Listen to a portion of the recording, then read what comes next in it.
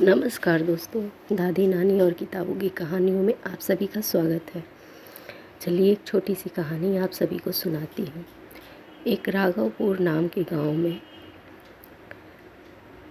सरजू नाम का और वृंदा नाम के पति पत्नी रहा करते थे।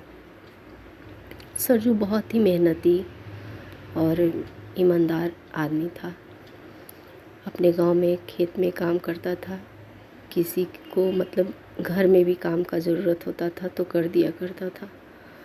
और पत्नी भी पति के लिए सुबह उठकर खाना बनाती थी, फिर खाकर जाता था, उसको दे देती थी। फिर दोपहर में खाने के लिए फिर आता था तो उसके लिए तैयारी रखती थी, खाना पीना बनाकर, मतलब बहुत ध्यान देती थी। दोनों पति पत्नी बहुत अच्छे से रहते थे, लेकिन मेहनत के हिसाब से जो है उसको पैसा नहीं मिल पाता था उतना।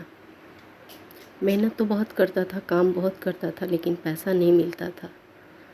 तो ये सरजू सोचा कि क्यों ना हम शहर में चले जाएं काम करने के लिए। तो अपनी पत्नी को बोला कि वृंदा, सुनती हो, सोच रहा हूँ शहर चला जाऊँ, थोड़ा पैसा वहाँ मिलेगा ज़्यादा, क्योंकि यहाँ तो मेहनत के हिसाब से पैसा हो नहीं रहा है। जो तुमको सुख सुविधा देना चाहिए वो हम कर नहीं पा रहे हैं उतना। बोली नहीं नहीं, ऐसा नहीं है, हम तो बहुत खुश हैं। फिर आप चले जाइएगा तो हम कैसे यहाँ अकेले क्या करेंगे, रहेंगे। तो बोला कि नहीं, कुछ दिनों का तो बात है, जाएंगे, काम करेंगे, कुछ पैसा ज़्यादा हो जाएगा, फिर चले आएंगे। यहाँ हम लोग एक छोटा सा दुकान रखेंगे, वो अपना काम होगा, अपने पैसे होंगे। तो पत्नी भी बोली ठीक है, वो भी समझ गई बात को। बोली ठीक है, हम आपके जाने का तैयारी कर देते हैं, कुछ खाने पीने का और कुछ कपड़ा वगैरह ये सब बांध देते हैं। तो खाने के लिए भूजा सत्तू ये जो होता है, मतलब सूखा सामान सब रख दी, उसके कपड़े उपड़े भी तैयार कर दी। तो दूसरे दिन सरजू जो है शहर को चला गया, शहर के लिए चला गया। ये अपना अकेली रही गांव में। तो सरजू पहुंच गया शहर में। पहुंचते पहुंचते शाम हो गया। तो सबसे पहले तो उसको रहने का जगह चाहिए था। अनजाने शहर में रहने का जगह कैसे क्या तलाश करे, कहाँ रहे। गया तो एक होटल देखा, तो उसमें तो इतना महंगा, मतलब एक रूम था पूरे रात ठहरने का। सोचा कि इतने में तो हम लोग पति पत्नी का पूरे महीने का खाना हो जाता था, राशन हो जाता था। इतना पैसा हम एक रात रुकने का दें। तो ऐसा करते हैं कि किसी के घर में थोड़ा सा जगह हमको मिल जाएगा रात भर रुकने का, तो फिर कल का कल देखेंगे। तो यही सोच कर वो आगे बढ़ा। तो देखा कि एक दरवाजे के बाहर एक आदमी बैठे हुए थे। तो उनके पास गया, बोला भैया, हम बहुत दूर गांव से काम की तलाश में आए हैं, हमको रात में रुकने के लिए थोड़ा सा जगह चाहिए। आप अपने घर में मेरे लिए थोड़ा सा जगह दे सकते हैं। तो वो आदमी बोला कि नहीं, हम रात में रुकने का जगह कैसे दे सकते हैं, एक अनजाने आदमी को हम जानते नहीं हैं, हम नहीं रोक सकते हैं। तो फिर निराश होकर वो आगे बढ़ा। आगे बढ़ा तो एक दरवाजे के बाहर एक औरत खड़ी थी। तो उसके पास गया, बोला बहन, हम बहुत दूर गांव से नौकरी काम की तलाश में आए हैं, तो एक रात रुकने का आपके घर में थोड़ा सा जगह मिल जाएगा क्या। तो वो बोली कि भाई, रुकने का जगह तो मैं दे देती, लेकिन हम लोग अपने घर में बस माँ बेटी रहते हैं, और आपको हम रात में कैसे रोक सकते हैं भाई। तो बोला कि कोई बात नहीं है बहन, तुम परेशान नहीं हो। और फिर आगे बढ़ गया। आगे बढ़ा तो अब सोचने लगा अब क्या करेंगे। तो अभी कुछ दूर गया था, तब तक एक घर दिखा। वहाँ पे एक बूढ़ी अम्मा थी। तो उम्मीद लेकर आगे बढ़ा।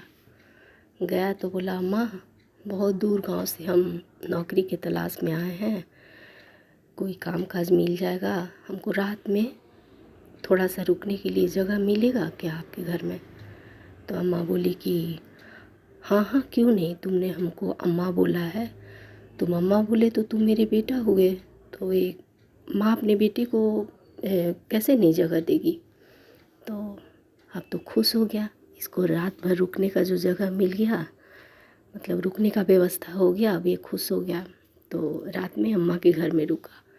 अम्मा बोली कि बेटा हम यहाँ अकेले ही रहते हैं। तो बोला कि अम्मा आप अकेली रहती हैं? तो हाँ, मेरा एक बेटा है जो विदेश में जाके मतलब बस ही गया है पूरे परिवार के साथ। तो हम यहाँ अकेले ही रहते हैं, तुमको जितने दिन भी रुकना है यहाँ मेरे साथ तुम रुक सकते हो।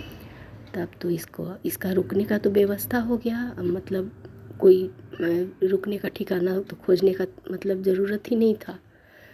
तो आराम से रहने लगा। दूसरे दिन काम भी अपना ढूंढ लिया, खूब मेहनत करने लगा।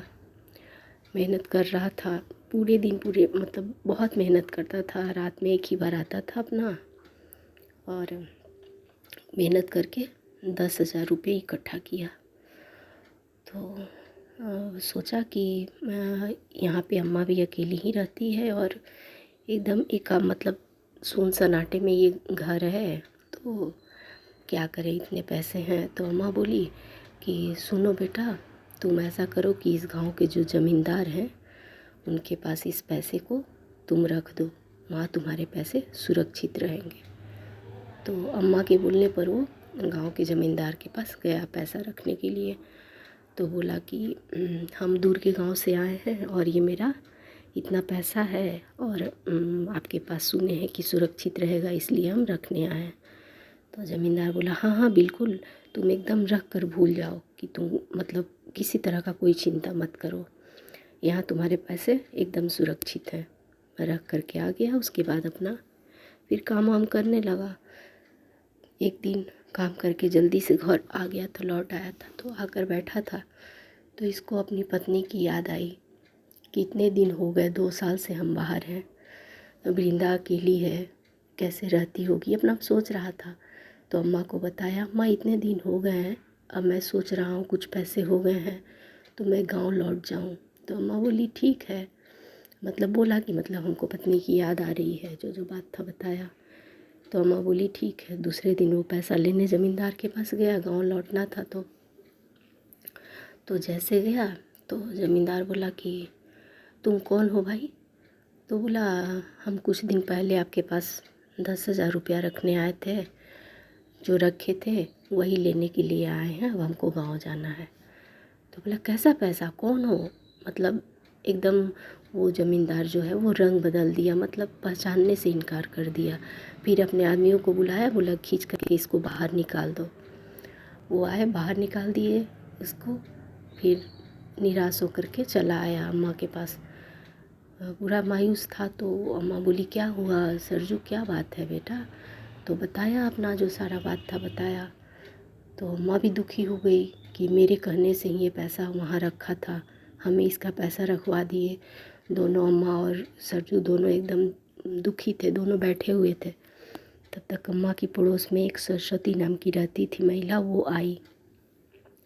सरस्वती पड़ोसन थी अम्मा की। तो आई तो बोली क्या बात है अम्मा, आप भी उदास लग रही हैं, सरजू भी उदास लग रहा है, क्या बात है भाई बताओ। तो दोनों अम्मा और सरजू सारी बात को बताए। तो सरस्वती जो थी पड़ोसन बोली कि मेरे पास एक तरकीब है, इसको तुम ध्यान से सुनो।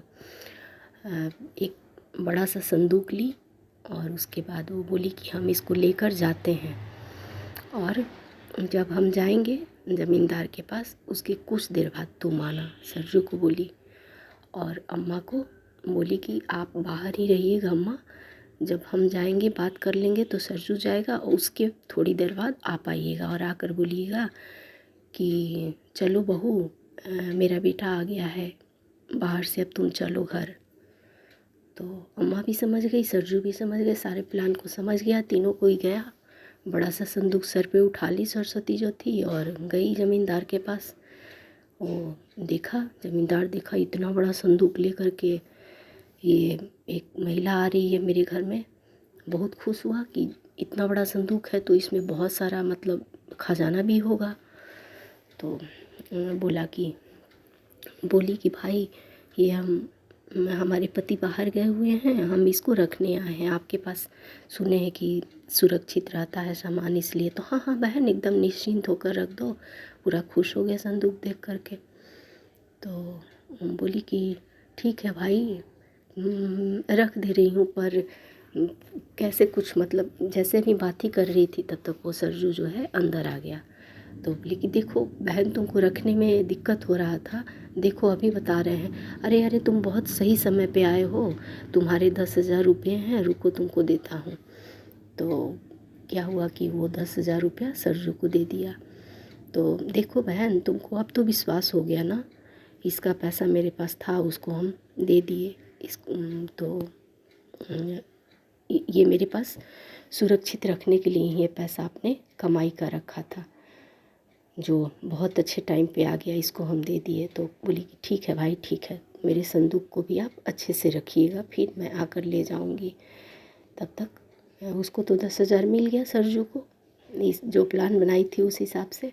तब तक अम्मा अंदर आई और बोली कि चलो बहू चलो, मेरा बेटा बाहर से आ गया है। अब तो संदूक वहाँ नहीं छोड़ी और वो संदूक लेकर के घर आ गई। तीनों का प्लान जो है वो काम कर गया और वो पूरा सोचने लगा कि हम तो बहुत बड़ा मूर्खता किए, उसका पैसा भी लौटा दिए, संदूक भी नहीं रखी वो, और 10,000 रुपया भी चला गया।